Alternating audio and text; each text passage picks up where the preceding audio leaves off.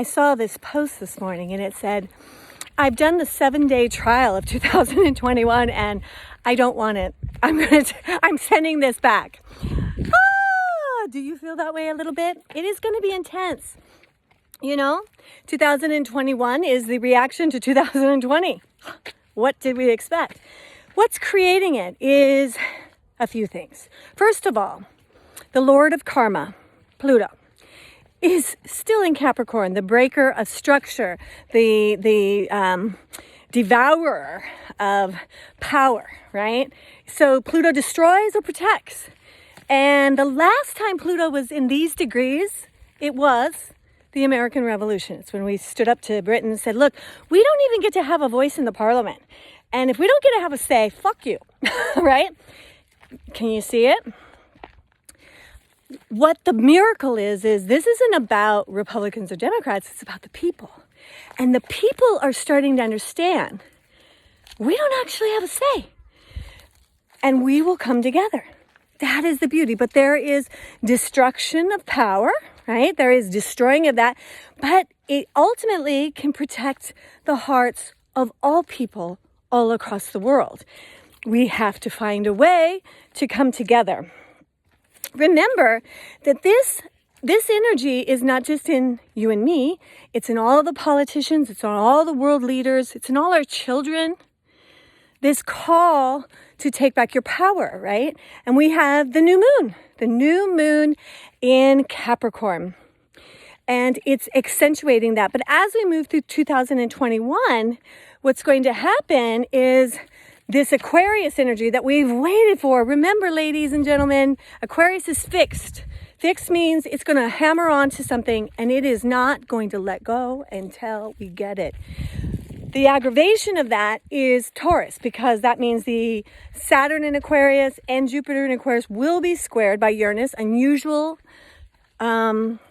provocative surprises. Okay, that's one of the squares. The other square is from Mars, because Mars just entered into Taurus. So there we have these squares.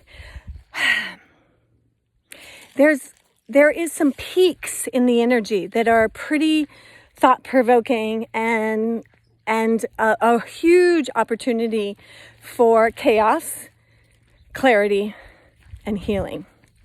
So the most important thing is right now is that we work upon ourselves. So, for me, this looks like understanding that white supremacy is a part of my dogma. It's in me. My job is to notice it.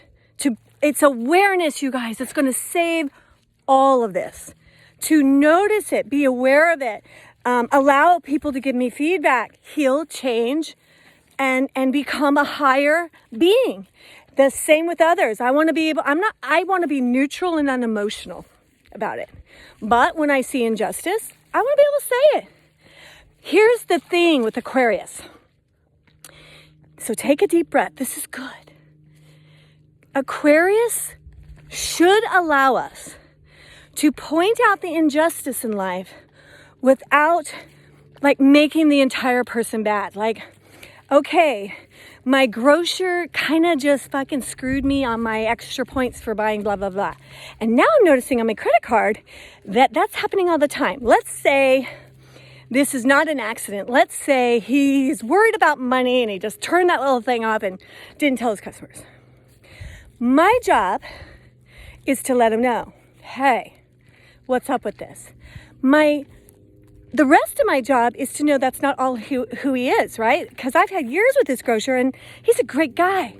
To understand on the onset of having this discussion with him that he's probably frightened. Money and situations that we've been going through in 2020 and 2021 have made him do some what we might think is uncharacteristic for him. Or we might think, oh, I knew he was an asshole the whole time. I don't know. But the point is, that is not all he is. Take that in, because when people do you the good service of helping you, kind of see a behavior, a way of speaking that is hurtful to them, this does not mean you're bad. this means you can improve. So it's not shame. It isn't your bad. It's, hey, I think you're being a little thoughtless, Marcia, and this would be really beneficial for our relationship if you could have this kind of compassion, speak it this way, hear it that way, whatever. We have to master that. We have to. Because then when we deal with each other on these big global issues, we understand we cannot move from A to Z. What we can do is go to A to C, C to F. And we can only do that by understanding in all situations, it isn't all bad and it isn't all good. This is why the people will be their own energy eventually, I do believe, out of a party influence, because this is what we're doing. The Democrats and the Republicans both have really good problems with each other, right? But what we do is we exaggerate. Have you ever exaggerated?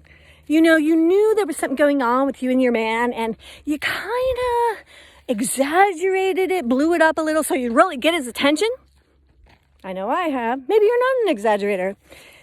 But a lot of times we add some facts, or we add some details. We add some emotion and drama that makes, in our hearts, go get their attention so they'll do something now. But it does make it a lie, because now it's not exactly true what I'm saying.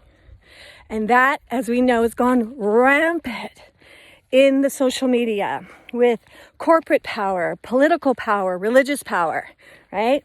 So by doing this healing, we allow people to speak plainly. They don't have to exaggerate to get our attention.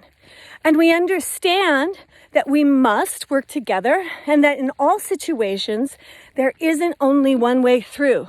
There may be several. And when we do this healing, we will choose the ways to move forward and heal that benefits the most. The win-win situation. That the win does not crucify and take power from the poor or the needy or those that feel unseen or misunderstood. That is where it stops, right? We take in consideration also those that are working super hard and feel ignored. You know what I'm saying? All of humanity. We got to pick the middle path. But we got to keep that path going up, up, closer to God, closer to love, taking all of us with it. And so the biggest work we do is in our intimate relationships. It's on the street. It's in the family. It's at your job. One of the things for me, I'm such a people pleaser. I don't want to say that. I have had issues with being a people pleaser. So I say yes out of the need for you to love me. Then I realize, especially with Great Divine Flow, this has, been so eye-opening, is then I realized, because I'm the mama of GDF, right? So that I'm responsible for how the collective at GDF will experience something. And because I said yes or no to things that were just based on my own insecurity, that wasn't the best for the whole. This is practice, you guys. And I just want you to know, I love you. And I have faith in you and me and us. But we have to be able to, one breath at a time, one word at a time, one relationship at a time, do the work. And I promise you, we will inspire the world leaders, the ones in power, the ones with the money, whatever. They will be doing the work, because what? It is like a domino effect. Right now, the people blame mostly. If you are still deciding that I can't be happy because 2021 is fucked up, you're giving all your power away, right? You got to take it back.